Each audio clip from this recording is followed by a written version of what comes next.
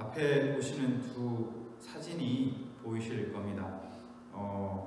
첫 번째 거는 개의 사진이고요. 두 번째는 그림처럼 보이지만 사실 둘 다 그림이 아닙니다. 첫 번째 거는 당연히 그림이 아니죠. 고철로 만든 버려진 쓰레기, 고철로 만든 개의 모형이고요. 그리고 두 번째 작품은 마찬가지로 버려진 쓰레기로 만든 그림입니다. 붙여서 만든. 자세히 보시면 버려진 단추도 있고 아이들 장난감인 레고도 있고 보이고 그렇습니다. 쓰레기로 만든 작품이라는 거예요. 둘 다. 그냥 얼핏 보면 이 작품이 쓰레기로 만든 작품이라는 사실을 알 수 없을 만큼 굉장히 훌륭한 작품입니다. 절대로 재활용할 수 없을 것 같은 그냥 버리고 채워질 쓰레기가 사람들이 감상하면서 또 감탄할 만한 그런 훌륭한 작품으로 재탄생한 것입니다. 제가 왜 이런 쓰레기로 만든 작품을 보여드렸냐면 바로 하나님 손에 붙들린 우리의 인생이, 나의 인생이 바로 이 작품과 같다는 생각이 들었기 때문입니다. 우리가 인생에서 겪는 수많은 일들 가운데 어떤 일들은 영원히 간직하고 싶은 아름다운 추억으로 남아있어서 계속 기억되고 또 그 기억을 떠올릴 때마다 나에게 여전히 좋은 영향력을 주는 그런 일들이 있는 반면에 어떤 일들은 내가 할 수만 있다면 쓰레기통에 넣어버리고 싶고 다 태워버리고 싶을 만큼 나의 인생에 결코 도움이 되지 않는다고 생각하는 그런 일들이 또 있습니다. 여전히 상처로 남아있고 때로는 어떤 일들은 그 상처가 너무 깊어서 살짝 건드리기만 해도 다시 기억을 떠올리기만 해도 눈물이 나고 때로는 마음 한켠이 욱신거리기도 하고 아려오기도 하는 그런 일들이 있다는 것이죠.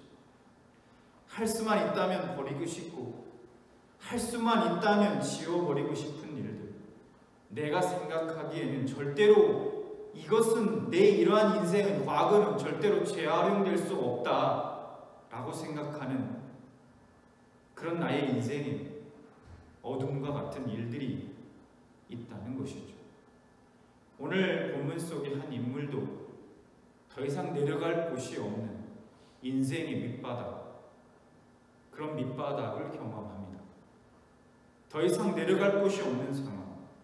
그런데 그런 그의 인생에 결코 재활용할 수 없을 것 같은 일들을 통해서 하나님은 끝내 상상할 수 없는 멋진 작품을 만들어내심을 보게 됩니다. 다윗은 17세쯤 되었을 때 왕으로 기름 부음을 받고 그리고 그 이후에 혹독한 훈련을 받은 후에 30세에 헤브론의 왕으로 등극하게 됩니다. 그리고 그로부터 7년 후에 전체 이스라엘의 왕이 되어서 총 40년 동안 왕으로 이스라엘을 다스리게 됩니다.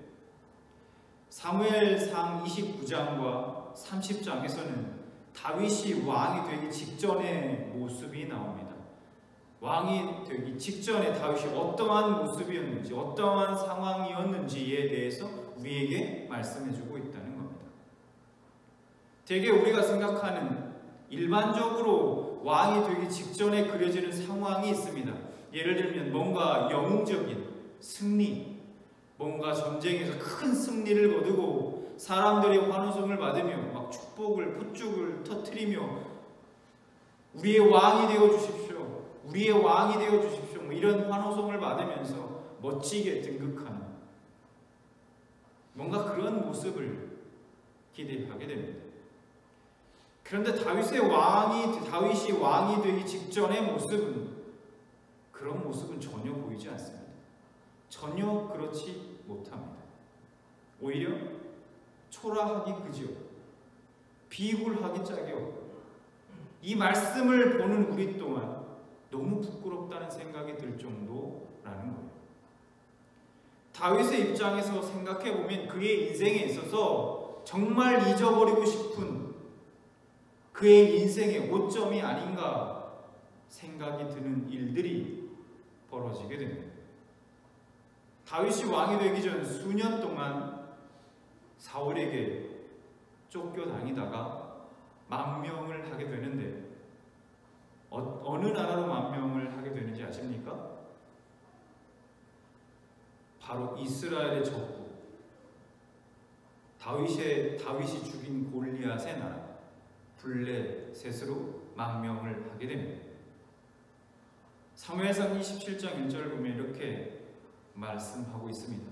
다윗이 그 마음에 생각하기를 내가 후일에는 사울의 손에 붙잡히리니 블레셋 사람들의 땅으로 피하여 들어가는 것이 좋으리로다.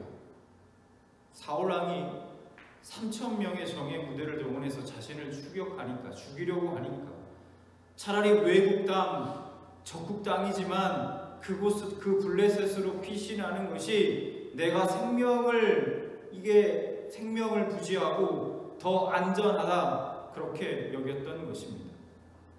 아무튼 다윗은 블레셋의 아기스 왕 밑으로 들어가서 지내면서 블레셋의 시글락이란 지역에 이제 살게 됩니다. 사무엘상 27장 6절 아기스가 그날에 시글락을 그에게 주었으므로 시글락이 오늘날까지 유다 왕에게 속하니라. 그런데 어느 날 잘 살고 있었는데 사울에게 쫓길 일도 없이 스트레스 덜 받고 그 적국인 블레셋의 시글락이라는 지역에 잘 살고 있었는데 어느 날 이스라엘과 블레셋의 전쟁을 벌이게 됩니다. 그리고 아기스 왕은 다윗에게도 이 전쟁에 참전할 것을 요구합니다. 그래서 28장 1절 말씀을 보면 사무엘상 28장 1절 그때의 블레셋 사람들이 이스라엘에 싸우려고 군대를 모집한지라 아기스가 다윗에게 이르되 너는 밝히 알라 너와 네 사람들이 나와 함께 나가서 군대에 참가할 것이니라. 참전을 요구합니다. 다윗은 정말 난감한 상황에 처하게 될 것이죠. 왜 그렇습니까? 블레셋 편에 서서 자신의 동족을 죽일 수도 그렇다고 동족 편을 들자니 지금 자신은 블레셋으로 망명과 신세를 지고 있는 상황입니다. 이러지도 못하고 저러지도 못하는 그런 아주 난감한 그런 상황에 처하게 됩니다. 어쨌든 다윗은 할 수 없이 자기 사람들을 이끌고 그 전쟁에 참여하기 위해 아기스 왕 앞으로 갑니다.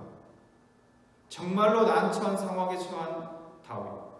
그런데 갑자기 다윗이 전장에 도착하자 아기스의 다른 장군들이 이의를 제기합니다.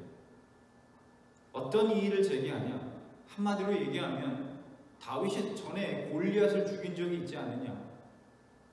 그런 다윗을 우리가 믿을 수 있겠냐? 도저히 믿을 수 없습니다.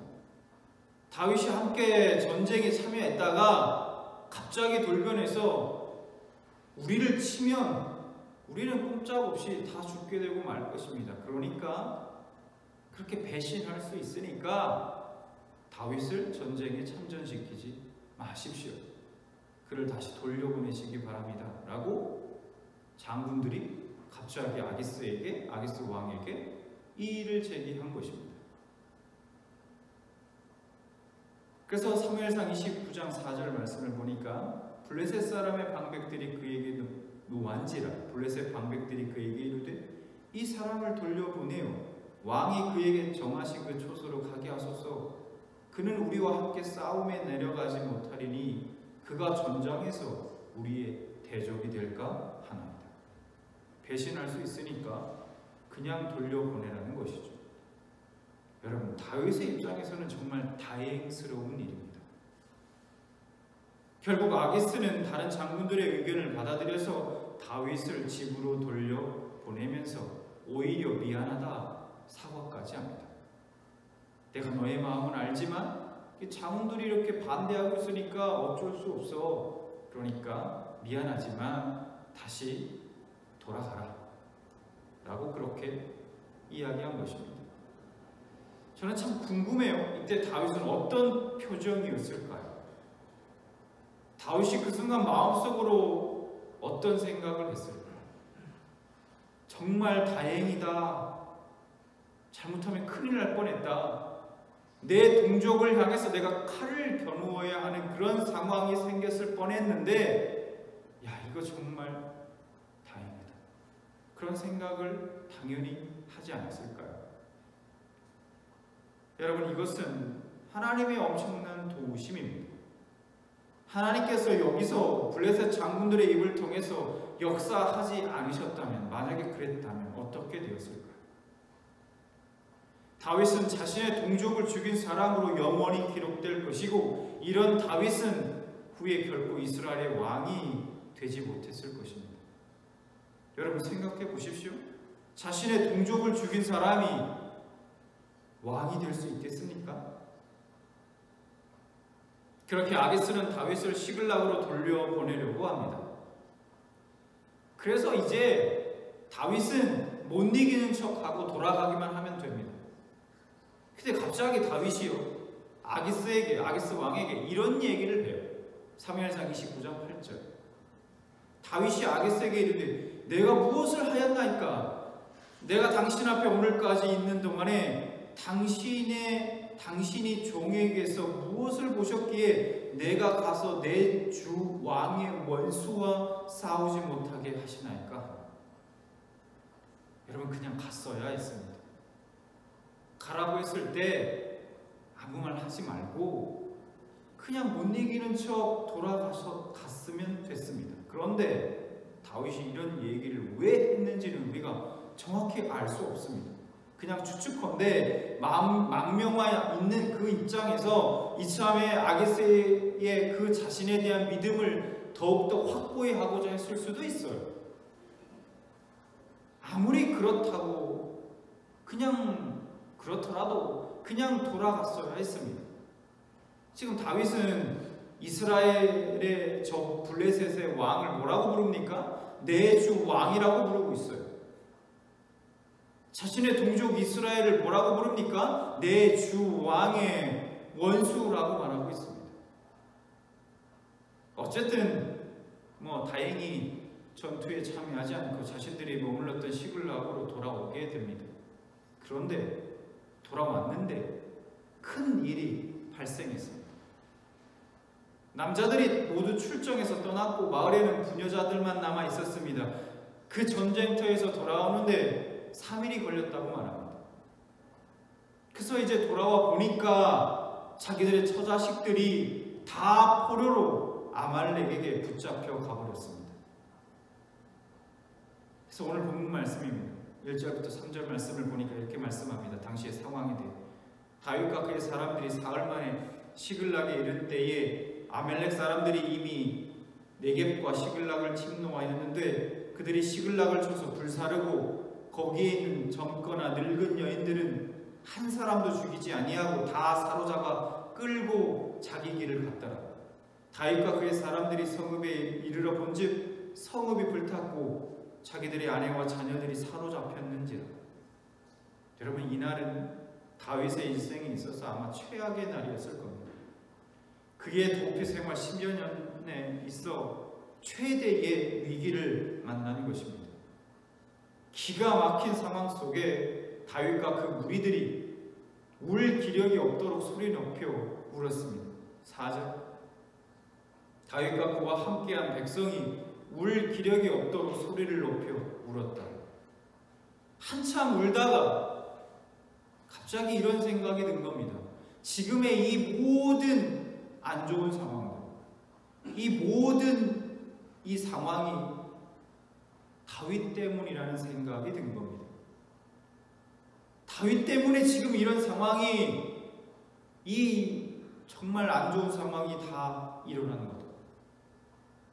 그런 생각이 든 사람들이 다윗을 돌로 쳐 죽이고자 아우성을 치게 됩니다. 그래서 6절 말씀을 보니까 백성들이 자녀들 때문에 마음이 슬퍼서 다윗을 돌로 치자 하니, 갑자기 지금 블레셋으로 와 있는 것도, 전쟁에 동원되어 나가게 된 것도 다 다윗 때문이라는 생각이 들었을 것입니다. 그리고 어쩌면 다윗이 아기스 왕에게 내 주 왕이라고 부르고 자신의 동족 이스라엘을 내 주 왕의 원수라고 말했던 그 말도 떠올랐을 수도 있습니다. 그래서 저런 자가 우리의 리더라니, 우리가 지금까지 저런 자를 믿고, 우리가 지금까지 그런 자를 믿고 따라왔다니, 그런 생각이 들었을 수도 있습니다. 30장 6절, 이런 상황 속에서 다윗이 크게 다급하였으나 그의 하나님 여호와를 힘입고 용기를 얻었다. 마냥 주저앉아 있을 수 없었던 다윗은 제사장 아비나답을 통해 하나님께 물은 후에 자신의 사람들 600명을 인솔하고 아말렉을 치러 나서게 됩니다. 그리고 우여곡절 끝에 아말렉 군사들을 발견하고 그들을 완전히 괴멸시킵니다. 그리고 모든 것을 다시 되찾아오게 됩니다. 19절 말씀을 보니까 그들이 약탈하였던 것, 곧 무리의 자녀들이나 빼앗겼던 것은 크고 작은 것을 막론하고 아무것도 잃은 것이 없이 모두 다윗이 도로 찾아왔고, 이것이 바로 오늘 본문의 내용입니다. 다윗이 왕이 되기 전에 다윗의 모습과 그가 겪은 일들입니다. 오늘 본문 속 다윗의 모습은 우리가 알고 있는, 지금까지 알고 있었던 다윗의 모습과는 전혀 다른 모습입니다. 우리가 알고 있는 다윗의 모습은 어떻습니까? 무언가 지혜롭고 어떤 상황 속에서도 불화하지 않는 반석 같은 믿음을 가진 용사로서, 그런 사람으로서 우리는 다윗의 모습을 기억합니다. 그런데 오늘 말씀 속의 다윗의 모습 속에는 그런 모습이 전혀 없습니다. 그냥 초라하고 한없이 비굴하고, 이 말씀을 보는 우리조차 너무 부끄럽다라는 생각이 들 정도로 그런 모습뿐이라는 겁니다. 다윗이 지금까지 살아오면서 비록 사울에게 쫓기는 신세였지만, 그래도 내가 이것만큼은 남들보다는 낫다, 내가 이거 정도는 누구보다는 나는 낫다고 자부한다 라고 스스로 생각한 것들이 있었을 것입니다. 근데 오늘 이 사건을 통해 그 모든 것들이 처참할 정도로 다 깨어지게 됩니다. 다윗은 남다른 용기, 믿음이 있다고 자부했습니다. 물맷돌로 골리앗을 물리친 적이 있지 않습니까? 이스라엘의 어떤 누구도 하지 못한 일이었습니다. 그냥 두려워서 벌벌 떨고 있을 때 다윗이 나가서 골리앗을 물리쳤습니다. 누구를 의지하고 골리앗을 물리쳤습니까? 하나님을 의지하고 골리앗을 물리쳤죠. 그랬던 다윗. 근데 비겁하게 지금 그 골리앗의 나라 블레셋으로 도망하고 살기 위해 미친 척하고 블레셋에 충성하는 척 연기까지 하고 있습니다. 믿음을 팔아먹은 것이고요, 용기를 버린 것입니다. 또 다윗은 사람들을 이끄는 힘이 있었죠. 비록 사울에게 쫓기는 몸이었지만 사람들은 그에게 몰려와서 그의 수하에 들어왔습니다. 사무엘상 22장 2절 말씀을 보니까 환난당한 모든 자와 빚진 모든 자와 마음이 원통한 자가 다 그에게로 모였고 그는 그들의 우두머리가 되었는데 그와 함께한 자가 400명가량이었다. 그런데 지금 그 부하들이 자신을 돌로 쳐 죽이고자 합니다. 말리는 사람 하나 없습니다. 또 다윗은 자신의 동족을 누구보다 사랑했고 자신의 민족에 대해서 자부심이 강했던 그런 사람입니다. 그랬던 그가 블레셋 왕에게 뭐라고 불렀습니까? 아까 말씀을 통해서 우리가 봤듯이 내 주 왕이요. 자신의 동족을 향해서 뭐라고 부릅니까? 내 주 왕의 원수라고 부릅니다. 다윗에게 지금 동족 사랑, 민족에 대한 자긍심 우리가 있다고 말할 수 있을까요? 여러분, 다윗은 다 무너져 버렸습니다. 다 깨져버린 겁니다. 자신이 스스로에 대해서 지금까지 그럴듯하다라고 생각하며 살아왔던 것들, 그 모든 것들이 한꺼번에 다 무너져 버린 것입니다. 믿음도, 용기도, 민족에 대한 자긍심도, 믿고 의지한 사람들과의 모든 그런 관계도 다 무너져 버렸습니다. 그리고 자신의 원래의 모습이 어떤 것이라는 것, 하나님과 자신과 다른 모든 사람들 앞에 지금 적나라하게 드러난 것입니다. 그런데 그때 하나님은 다윗을 왕으로 세우십니다. 블레셋과 이스라엘의 전쟁을 하다가 사울왕과 그 아들 요나단, 아비나답, 그리고 말기수아가 한꺼번에 다 그 전쟁에서 전사합니다. 사무엘상 31장 2절, 블레셋 사람들이 사울과 그의 아들들을 추격하여 사울의 아들 요나단과 아비나답과 말기수아를 죽이니라. 그리고 드디어 다윗이 왕위에 오르게 됩니다. 사무엘하 2장 4절, 유다 사람들이 와서 거기서 다윗에게 기름을 부어 유다 족속의 왕으로 삼았더라. 후에 다윗 왕은 장막으로 들어가서 왕이 된 이후에 하나님의 그 장막으로 들어가서 여호와 앞에 앉아 이렇게 고백합니다. 사무엘하 7장 18절, 다윗 왕이 여호와 앞에 들어가 앉아서 이르되 주 여호와여, 나는 누구이오며 내 집은 무엇이기에 나를 여기까지 이르게 하셨나이까. 여러분, 이게 무슨 말입니까? 지금까지 자신이 이 자리에 오기까지 그 모든 것이 나의 자신의 공로가 아니라 하나님의 은혜라는 것입니다. 자신 스스로 볼 때는 약점투성이, 아무것도 잘난 것도 없고 자신이 왕이 될 만한, 아무리 찾아봐도 왕이 될 만한 아무런 자격이 없는데 지금 자신이 지금 이 자리에 있는 것, 자신이 잘나서가 아니라, 자격이 있어서가 아니라 하나님의 은혜라는 것입니다. 다윗은 자신은 아무 자격이 없다는 사실을 너무나 잘 알고 깨닫고 있었던 것입니다. 여러분, 무엇을 통해서 다윗은 이 같은 사실을 깨닫게 되었을까요?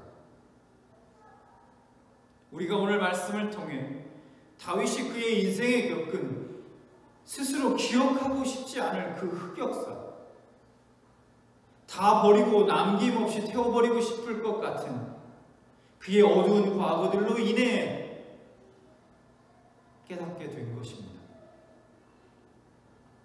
하나님께 중요한 건 내가 얼마나 능력이 있느냐, 내가 얼마나 지식이 있느냐, 심지어 믿음이 얼마나 강하냐가 아닙니다. 하나님께 중요한 것은 내 능력, 내 지식, 내 경험, 내 믿음의 그 내가 죽었느냐 아니면 여전히 살아있느냐입니다. 하나님께 중요한 것은 그거예요. 내가 죽어야 하나님의 내 안에 사시고 일하실 수 있으니 그렇습니다. 내 인생에 고난이 있다면, 힘들고 아프고 어려웠던 그 과거가 있다면, 그것이 다 하나님께서 허락하신 고난이라 우리가 말할 수는 없다 해도 적어도 하나님은 그 고난들을 재료로 쓰셔서 나를 하나님의 사람답게 빚어 가신다는 겁니다.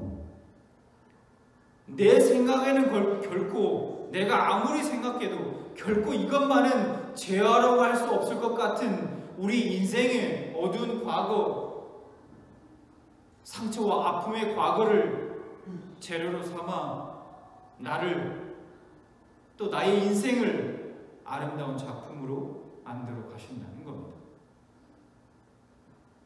그러므로 내 인생에 버릴 것은 없습니다. 내가 하나님의 손에 붙들리 있는 한 내 인생에 버릴 것은 없습니다. 하나님의 손 안에 붙들린 사람의 인생은 버릴 것이 없어요. 좋을 때나 나쁠 때나 아플 때나 슬플 때나 어떤 상황과 환경, 내가 마주하는 수많은 문제들, 내 인생의 모든 것은 나를 하나님의 사람으로 만들어 가기 위해 훌륭한 재료로서 하나님께서는 사용하신다는 겁니다. 여러분, 예수님을 만난 이후에 우리의 인생은 버릴 것이 없습니다. 믿으시기 바랍니다. 혹 지금 내가 겪고 있는 고난, 아픔, 또는 그 어떤 상처들이 때로는 정말 너무 쓰레기통에 쳐넣고 싶은, 당장이라도 다 태워버리고 싶은 나의 과거들이 결국 주님 손에 붙들려서 여러분과 여러분의 인생에 어떤 아름다운 작품으로 나타나게 될지 기대하시는 여러분들 되시기를 바랍니다.